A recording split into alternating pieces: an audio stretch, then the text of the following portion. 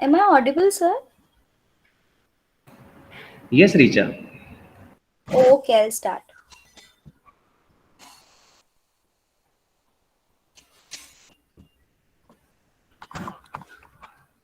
A very warm good afternoon to all the dignitaries and guests present with us.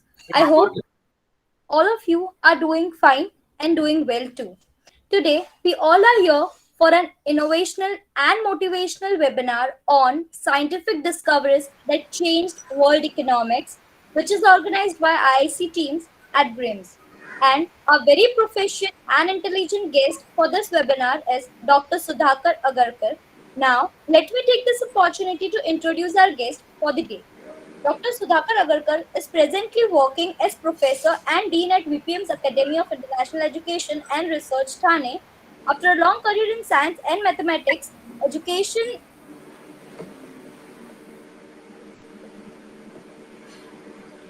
at Homi Bhabha Center for Science Education, Mumbai, he has retired on June 30, 2013. He has obtained his MSc degree in chemistry from the University of Nagpur in 1975 with university rank and PhD in science education from University of Pune in 1988. Over the past 4 decades, he has made his name in the field of science and mathematics education. Presently, he engages himself in understanding a rich Indian heritage in science and mathematics and spreading the awareness about it among students, teachers, and parents. Dr. Agarkar has a very varied professional experience of planning, implementation, and evaluation of educational projects. He has successfully managed educational projects like talent search and nurture among the underprivileged ones, remedial program for secondary schools in tribal regions, improving teaching of science and mathematics through voluntary organizations, quality improvement program for ashram schools, in-service training of teachers and teacher educators, and open educational resource for schools. Dr. Agarkar has conducted pioneering research in the field of science and mathematics education. Some of the areas of his research are instructional strategies, use of technology in education, teacher professional development, etc. His special interest lies in education of socially deprived students. Working with disadvantaged students in Mumbai and tribal areas of Maharashtra, he has developed remedial instructional strategy to facilitate learning of science and mathematics among socially deprived sections of this society. In-service training of teachers and teacher educators is yet another area of work for Dr. Agarkar. He has conducted a large number of in-service training courses in science and mathematics education in India as well as abroad. Based on this experience he has gained in these courses, he has come out with a training module for practicing teachers and teacher educators. Science and mathematics popularization in the area is a great interest for Dr. Agarkar. He enjoys answering children's questions, conducting lectures, demonstrations, preparing scripts for radio and television, and writing popular scientific concepts even to a layman through his specially developed storytelling organization engaged in spreading science using the regional language Marathi. He has been organizing a variety of popular events to take science and mathematics to masses. Dr. Agarkar has received many awards and distinctions. During his college days, he was a recipient of National Merit Scholarship of the Government of India. He was also felicitated by the Marathi Vigyan Parishad for his outstanding work in science education. He was awarded Foundation Ambassadorial Scholarship to pursue his studies in distance education at Open University in Milton Keynes, UK. He was honored by the American Biographical Institute for Distinguished Leadership in the recipient of Mary McCurdy International Award for Outstanding Service in Elementary Education in the country. He has been elected as a Fellow International Union of Pure and Applied Chemistry. He received Sanjeev Rai Sarma Award for his contribution to remedial mathematics.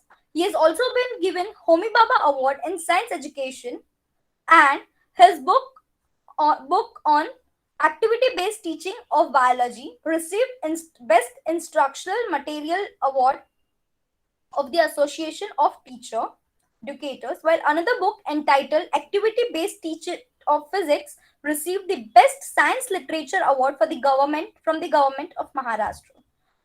Based on his research and field experience, Dr. Agarkar goes on writing articles and books. He has published more than 100 technical papers in reputed peer-reviewed national and international journals. How and why in school science, use of vacations for students, personality development, close look at China, educational tour of Oxford and Cambridge is the book-based teaching service provided by him. He was involved in the design of MEd course implemented by Yashwantrao Chavan Maharashtra Open University, Nasik, and worked on curriculum for DL/D.Ed program implemented by National Institute of Open Schooling, Delhi, to provide in-service training to teachers in remote areas of the country through distance mode. He has contributed chapters to 5 international publications also. Dr. Agarkar is a globetrotter. He gets invitations to deliver lectures from various universities and institutions. He is also invited to give keynote addresses and plenary lectures in national as well as international conferences. In addition, he undertakes study, visits, and conducts educational tours of Indian teachers and students to other countries. Likewise, he has been taking a team of school students from Thane to China to participate in China Adolescent Science and Technology Innovation Contest since 2007. In collaboration with the League for the Exchange of Commonwealth Teachers, he has been organizing educational tours of Indian teachers and students to UK every year since 2004. Since 2016, he has started taking a team of college students to the Danish Young Scientist Fair held in Copenhagen and Expo Science held in Luxembourg. Lastly, in collaboration with his son, Dr. Agarkar has initiated a startup named EDU360 Knowledge Solution Private Limited. In the capacity of the academic director of the company, he is helping in designing a learning management system to enhance teacher-pupil interaction. Recently, a mobile app named Arius has been launched that enables students to experience science concepts through augmented reality in the interactive mode. This app has received a positive response from both teachers and students in developing as well as developed countries. So that was all about the introduction from Sudhakar sir. Now let's learn about all this from sir itself, and with this I would like to invite Sudhakar sir for carrying this webinar ahead. Over to you, Sudhakar sir.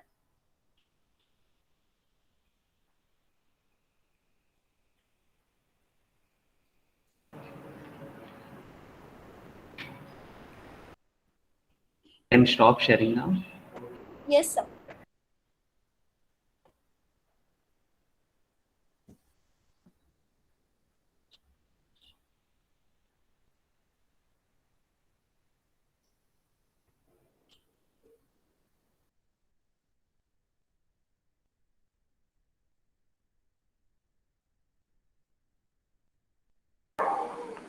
Can you hear me now? Yes, sir, you're clearly audible. Okay. Can you see me? No, sir, we can't see you. Only we can hear you. Fine. So what you do now is I have sent the PowerPoint. Ask the IT cell to share the PowerPoint. Yes, sir, it is already on the screen, and now we can see you, sir. Now I can, but I don't see the PPT on the screen. Yes, actually, it's there on the slide itself. No, I see names of people. Yes, sir. It might take a few minutes or few seconds to reflect.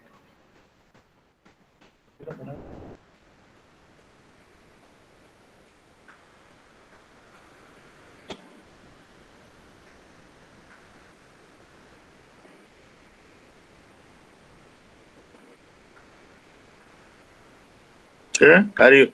Are you making it?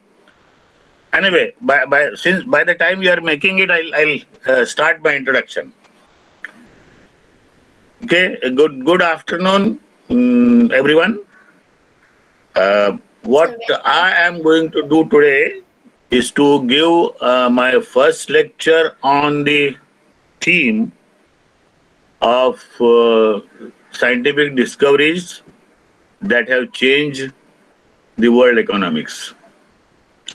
Science, is all the time in the service of human beings. It has resulted into comforts. It has resulted into easy transport. It has resulted into easy communication. And at the same time, few researches have resulted into social changes and also economic changes. Can you present now? Yes, Hello? sir. Yes, sir. It is. It has been presented. Can you see the PPT No, slide? no, I am unable to see.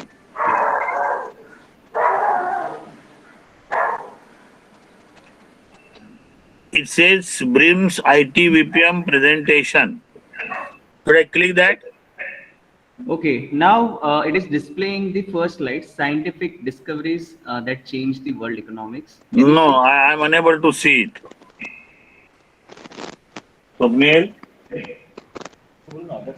Yes. Can other participants see the PPT slide? Yes, sir. Actually, PPT slide is visible to us. They can see it. Yeah. Okay. Sir, Okay. please move. Just a minute. I think it is coming now. It is BRIMS IT VPM is presenting. This is getting circled. Yes, sir. Stop the Let me wait for a few seconds and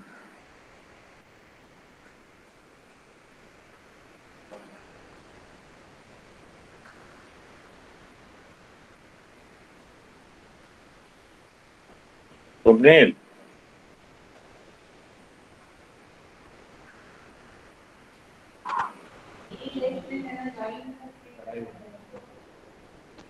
ते present करतात मला दिसत नाही.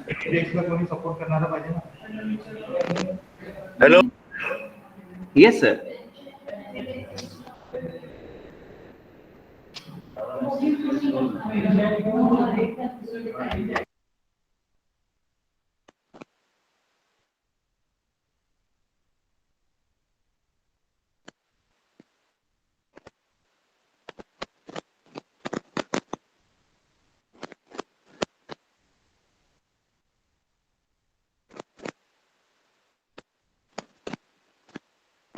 I would request IT team to reshare it once. Like first, stop sharing it, then reshare it on the screen. I guess then it would be visible to serve.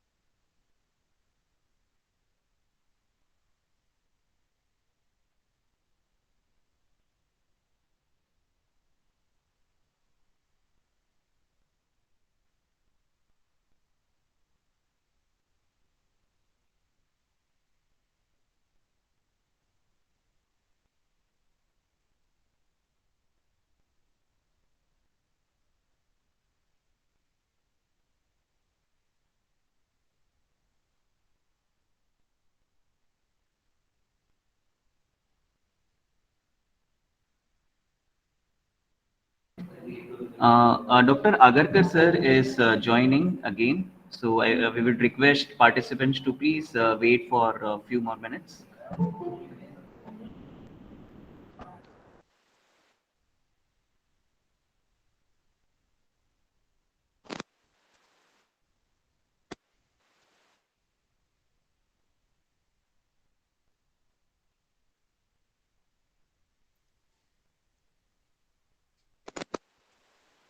Okay. I'm now. I have switched to my mobile phone now, Okay, sir. and I'll do it through this. Yeah, okay, sir. Sorry for the uh, interruption. What I was saying that I am going to give a series of lectures on scientific discoveries that have changed the world economics. This is the first lecture in the series, and I am going to tell you the very interesting story of a discovery in chemistry, and also tell you how it has affected the economics in Asia and Europe. Next slide, please. Okay. So, science, as I was telling you, just press it so that you can see the entire slide. Okay. Science has been at the service of mankind. Science has provided us comforts in travel. Science has provided us ways of good communication. Science has provided us a method of controlling diseases. Earlier, we had this smallpox and variety of diseases. Now we are controlling them. And very present pandemic, we could come out with a vaccine. So in a short time, that has been again. One more thing is the entertainment industry. You might recall earlier we used to go to see the cinema in a theater. Now you can just watch it on your smartphone also. Everything has changed. And this has been a aspect of development in science. Of course, science comes with a basic principle, and technology converts that into some product, and which is of great help. So this time I am not separating science and technology. I am taking them together. Uh, but what I was trying to tell you is there are some discoveries that have affected humankind greatly. On the right hand side, I have tried to give some examples. One is the design of a wheel, and you can see now wheel has changed the way we move from one place to another. Discovery of electricity has given us so much of a comfort. We cannot think of living without electricity. And making of a steam engine that has enabled us to move from one place to another. The making of automobiles, then communication mode, wireless communication through which we are now communicating. Then the production of plastic. We can have variety of plastic nowadays and can be used for variety of purposes. And I have also given one example, preparation of chemical fertilizer, and that has resulted into the increase in the production. It has also a very interesting story how chemical fertilizer was discovered, etc. We'll come to that sometime later. Next slide, please. In this slide, I would like to focus on. Next slide, please. I would like to focus on one important chemical that is called indigotin. The chemical name is indigotin, and its commercial name is indigo. And we know that indigo is a very important and useful dye. Jeans are nowadays dyed with indigo. Earlier, also, the blue color was obtained from indigo, and there was a tremendous demand for indigo dye. And India was the center of production. And in fact, the name indigo came because it was imported from India. And this was and there has been tremendous importance to this. While I was reading, I also found that when Isaac Newton was studying the rainbows, he found 7 colors, and in order to give a name to the color which is between purple and blue, he said indigo, which matches with the color of indigo. And in those days, the entire dependence for the indigo dye was on agriculture. And the Indian farmers were um, cultivating indigo plants, and the indigo dye was extracted, and then this was exported to Europe. Um, because when British were there, they were buying it from us, and exporting it to Europe and first to England and then to other countries. Okay, next slide, please. Here I would like to tell you that the amount of indigo, next slide, please. The amount of indigo that was produced here was huge, and this has been going on for a long time. And here I am trying to give you some historical facts. Some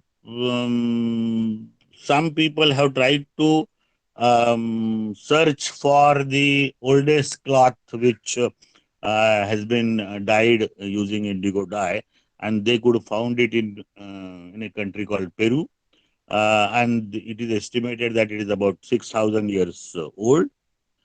As I was telling you that India has been the supplier of indigo since Greco-Roman era, and therefore there is a name in the Greek language which is called Indicon, and also in Latin which is Indicum. English, of course, indigo. I was also trying to read some historical facts. Vasco da Gama came to India in 15th century, and one of the major aim was to find out a route so that they could take indigo from here to Portugal, and because they were finding it difficult to get it from Britain, other countries. There is also historical evidence which says that Benjamin Franklin, one of the persons who tried to free United States, he was trying to get the help of people from different countries. When he was sailing to France, he was carrying 35 barrels of indigo because that was the item which he could sell and raise money. So you can see indigo as such a historical connection, and it has been used for a long time in the history. So let us now come to 19th century and try to understand what was the situation. See,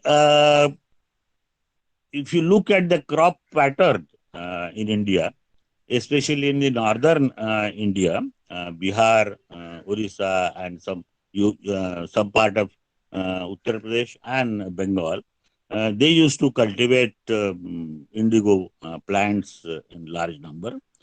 And because the British officers had interest in exporting indigo to Britain and also selling it to other European countries, they were forcing the farmers that they should grow indigo tin. But farmers were reluctant because indigo plants needed a lot of water, and it also spoiled the soil. So they were reluctant to cultivate indigo plants. But somehow there was a pressure from the East India Company, and also after the East India Company, pressure from British Raj, and then the people were unhappy, and this unhappiness resulted into an agitation in 1859. And in fact, there was a film named Neel Darpan, and this was prepared by one Bengali filmmaker, Dinabandhu Mitra. It's called Neel Darpan, which basically described the plight of farmers and the reason of agitation and what resulted out of that. To give you some figures, about 7,000 square kilometer of farmland was under the cultivation of indigo towards the last decade of 19th century. You can imagine 7,000 square kilometers is big. It may be equivalent to one of the countries in Europe. In fact, it is much larger than Luxembourg. And the figure says about 19,000 tons of indigo was produced here in 19th century. So you can imagine towards the end of 19th century, most of the economy of India was based on indigo production. and indigo was the major export from here. Next slide, please.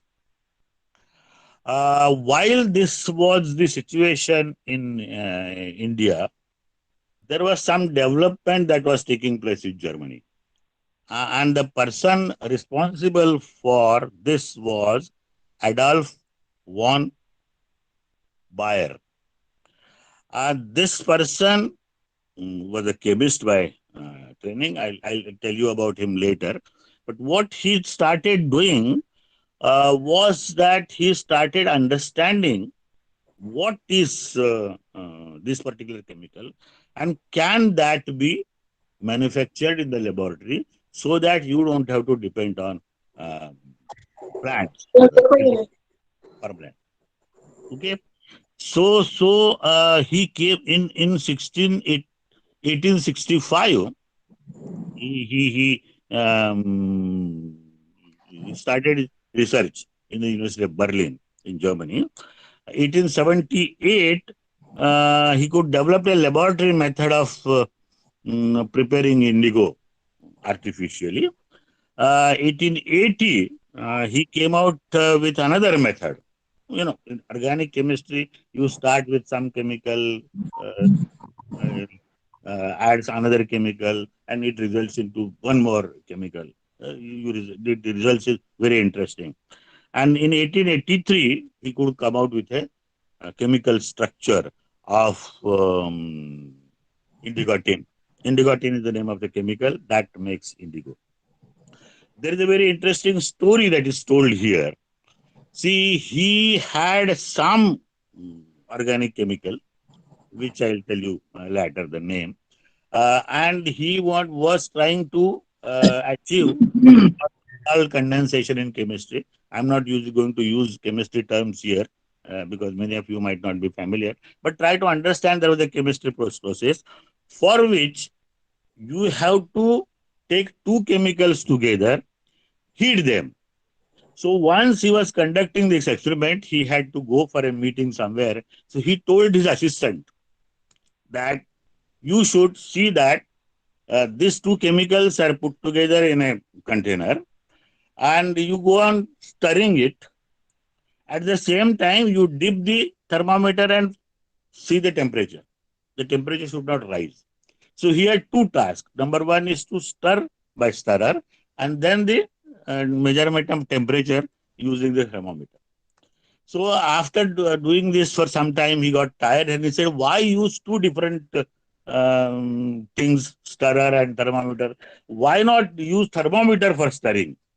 So he started stirring by thermometer itself. And anyway, thermometer was in the mixture, so he could see the temperature immediately. And in this, it so happened that the bulb of the thermometer broke. You might be knowing thermometer has a mercury below. And bulb of the thermometer broke and it fell down into the mixture. And he was afraid now the buyer sir will come and scold me. When Professor Bayer came and he found that there was a huge production of indigo. So this was the first time. He asked his assistant, what did you do? He said, oh, sorry, there was a mistake. The thermometer broke. He said, doesn't matter. Tell me what has happened. And it resulted into understanding that in the mixture there was sulfuric acid, and that sulfuric acid reacted with mercury, which came out of the bulb of thermometer, and that resulted into mercuric sulfate, and mercuric sulfate worked as a catalyst, and that was the procedure which he came out with in 1880. Of course, the procedure that has been developed by him, next slide please. Procedure that has been developed by him is not used for large scale production. Laboratory technique is okay. You can get some amount of indigo by his method. But then the other companies came out with industrial. When you have to do industrial production, it should come out in large amount. So there is a 1897. Remember this year, 1897. A company named as BASF. BASF is BASF, and it is Badish Aniline and Soda Fabric. Now you can see they started using aniline, and using soda process, they came out. This is the name of a process, and they developed in 1897, and then the production started. Since then, the production of indigo um, grew in Germany, and they could now sell it at a lower cost than indigo imported from India. And that has resulted into widespread dissatisfaction among farmers in India, and the farmers many stopped producing indigo, but some were still forced. And as the situation continued, in 1914, the First World War started. During the war, European people were not getting the indigo from the factory, so British officers were still once again forcing the farmers that mm, they should continue doing cultivating the indigo, and ultimately it resulted into dissatisfaction among farmers because they were not getting good money, and then had to come forward, and he started what is called Champaran Satyagraha, that 1917. That was the important cause of Champaran Satyagraha. I will not go into the historical aspect, but you can see the one industrial production has changed the agricultural practice here, and I'll give you some of the figures later. Go ahead, please. Next slide, please. Now here I am trying to give you figures to show you what was the impact on economy. As I told you, there has been impact on people working who were extracting indigo, transporting, cultivating, all that. At the same time, let us focus on agriculture and export. Total land under the cultivation of indigo plants in 1890 was 3,70,000 acres. Now you can imagine 3,70,000 acres is a big land. Most majority of this land was, of course, Bihar, Bengal, UP, and part of Odisha. It almost came to half just in 10 years. 1897, the discovery occurred, and by 1900, the land under cultivation of indigo came down to almost half. So let us think of amount. Total export of indigo from India in 1890 was 84 lakhs 47,100 pounds. I am telling you in British pounds. And I have totaled it. Part of it was exported to Germany, part of it was exported to UK, some was exported to USA. I have totaled it out. And it dropped down to almost half. You can see 45,000, 36,600 pounds in 1900. And it slowly dropped down by 1910. The export was almost nil. In the First World War, as I told you, because they were not getting wheat from Germany, few things started, and by by the end of First World War, everything is gone. Now you don't see any indigo plants. Don't see any indigo cultivation. This is the impact of what is called one research, one production, one synthesis, one synthetic process that has occurred in Europe, and you can see its impact on Asia. And when I'm referring to the figures in India, but some part of it was produced in Malaysia, part of it was produced in Indonesia, and so there was a tremendous impact on Asian economy. People have to move to some other crop production to survive, to make two ends meet.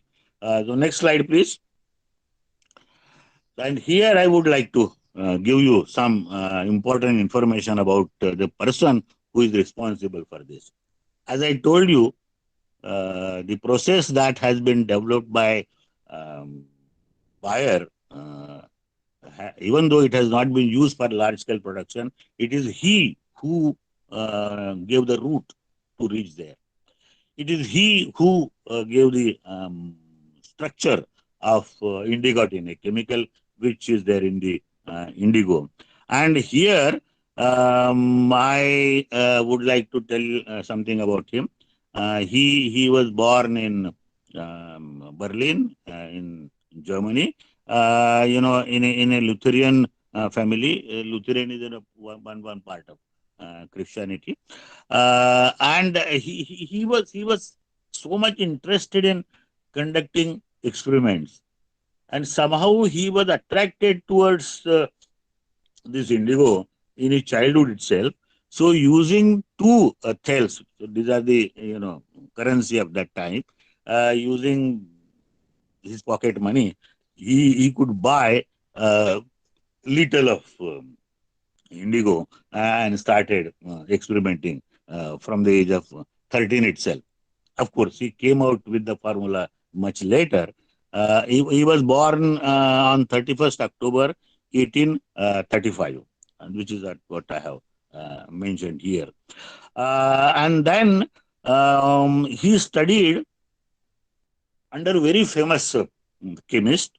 One was Robert Bunsen. Many of you must have used Bunsen burner, and that burner is named after Robert Bunsen, a German chemist. He also studied under another famous chemist known as Auguste Kekulé. Some of you who had some chemistry background, you might be knowing that Kekulé is the person who came out with the benzene structure.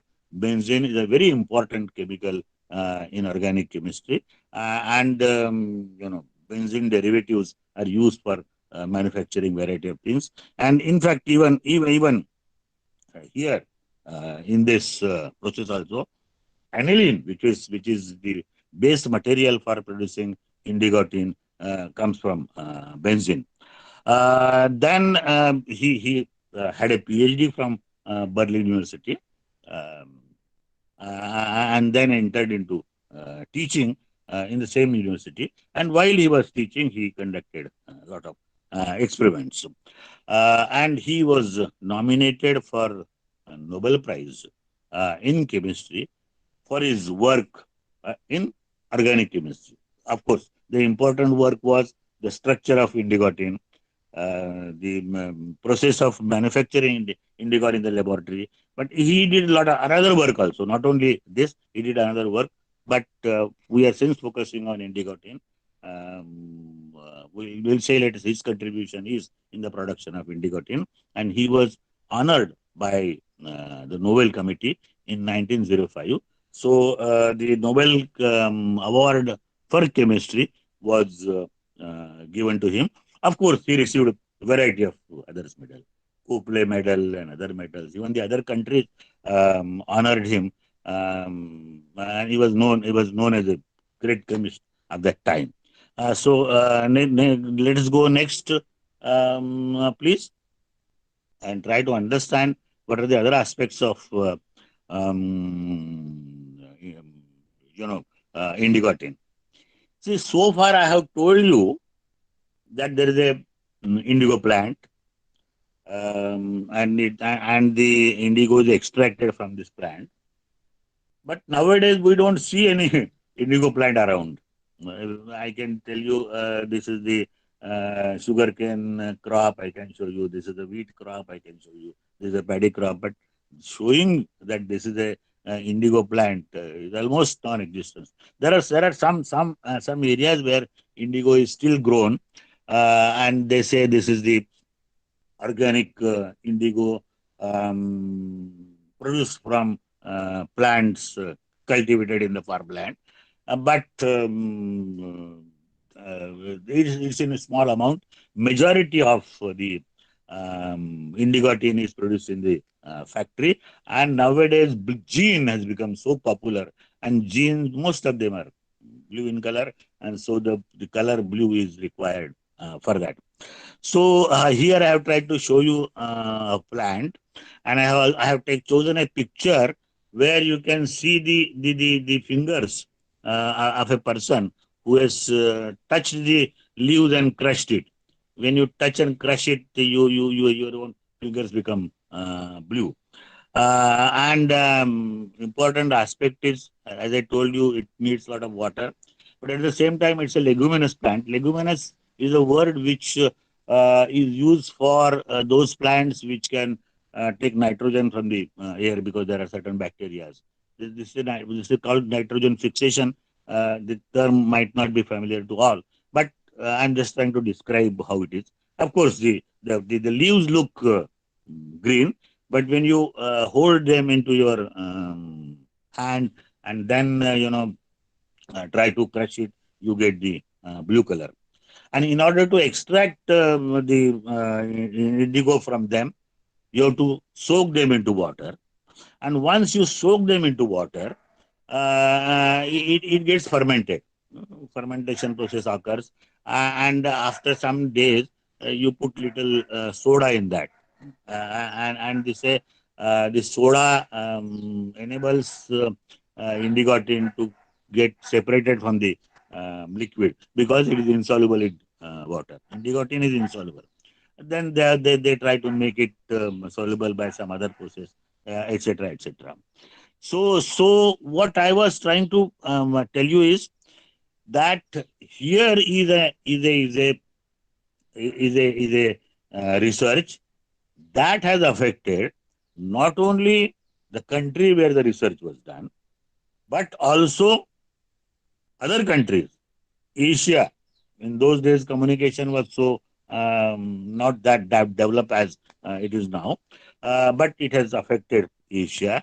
And this Asian influence was seen even in Europe because in Europe, in Europe, Britain was importing from us and selling it to other European countries. Later on, they started exporting to other European countries from here itself. So this is the way the indigo was made, and as I told you, 1900 tons of indigo was being manufactured from plant leaves sometime in 1890. So that has gone down, gone down. It came to almost to half in 10 years. Then later 10 years, it came to quarter. Later on in the First World War, the production increased a little, but then once again, the production came down. And now you don't see any indigo plant.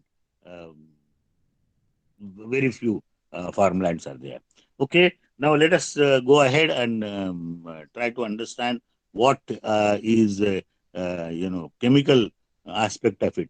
This might not be very relevant to people who did not have chemistry background, but I thought for completion's sake, someone who might have done BSc would know what it is. This is a chemical structure of indigotin, and the molecular formula is C16H10N2O2. So there is a nitrogen, there is a oxygen, and you can see benzene structures here. I was referring to benzene, and there is a double bond, there is a single bond, very complicated chemistry. And this formula was discovered by Adolf Bayer in 1883. And once formula was known, variety of things can be done in organic chemistry.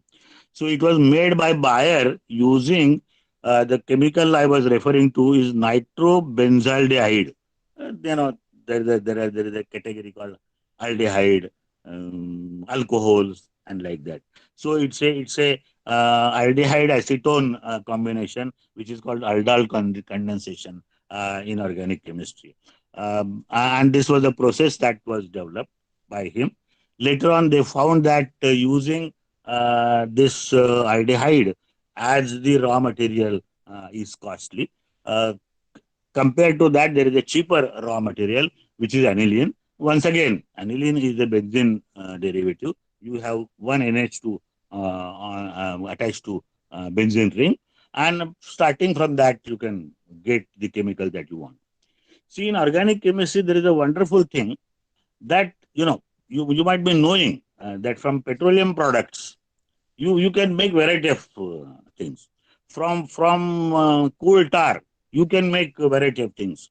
Organic chemistry is such a branch where if you really understand the mechanism, you can make chemical of whatever type you want. No, plastic is actually a polymer where one say PVC, polyvinyl chloride. So vinyl chloride is attached to one another, and you have a long chain, and finally you get the plastic that you want. So variety of things can be produced. Similarly, the indigo tin was produced using the process of organic chemistry. This is for the completion's sake. Some of you might not be able to understand the chemistry part, but doesn't matter. You should know how complicated this molecule is, and one should be able to understand the um, intelligence of this man in those days when this facilities of determining structures that we have today were not available. Next, please. So I come to the end of my lecture here. What I was trying to do, in the beginning, as I told you, is that I would like to share with you scientific discoveries that have affected the economy world over. Because you see, one scientific discovery, as you can see, one scientific discovery in Germany has affected the entire world. And this is not the case with only with indigo. This is the case with variety of things, and we'll come out with it later. But this time I thought, being my basic subject being chemistry, I thought let me start with chemistry. And I would also like to share with you the story that I told you about the preparation of indigo tin in the laboratory. That accident which occurred in the hands of an assistant of Professor Bayer, where mercury from the um, thermometer fell down into the mixture, and it resulted into mercury sulfate, which acted as a catalyst, and that resulted into huge production, was told to me in 1973 by my professor when I joined the chemistry department for my master's degree. So I still remember that story, and I thought I should share with you. So accidents, there accidents have resulted into many important discoveries. Of course, you should be ready to understand the meaning of that accident.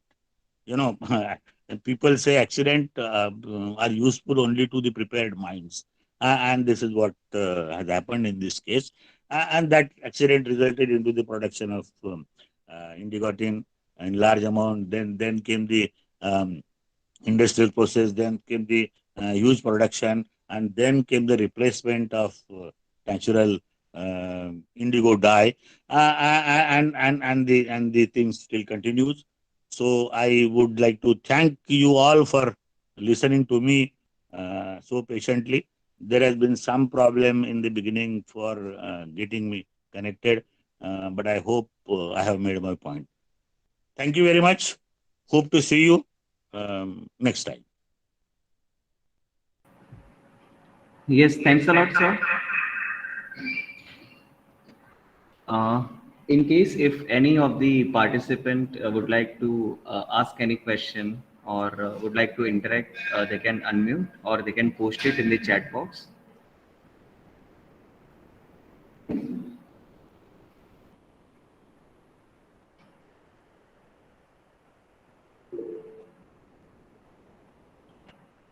Yes, Dilip sir.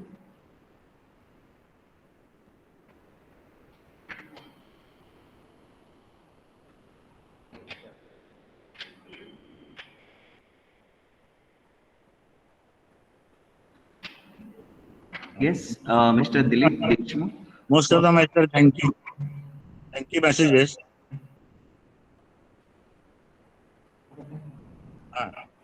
Here is my colleague. Okay, My sir. colleague from CIFR. Yeah, okay. Since he has raised the hand, so I thought he might be having some question. Yeah, yeah. Yeah, no problem, sir.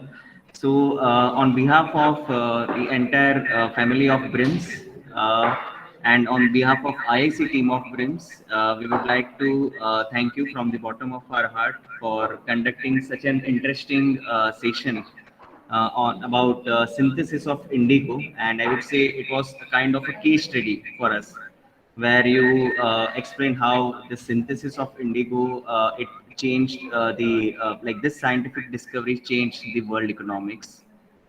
Thanks a lot, sir. Thank you. Yes, sir. Hope to see you sometime later. Definitely, sir. Thank you. I now. Mute. Yeah. Yes. Gambhir sir काय विचारणार होतात?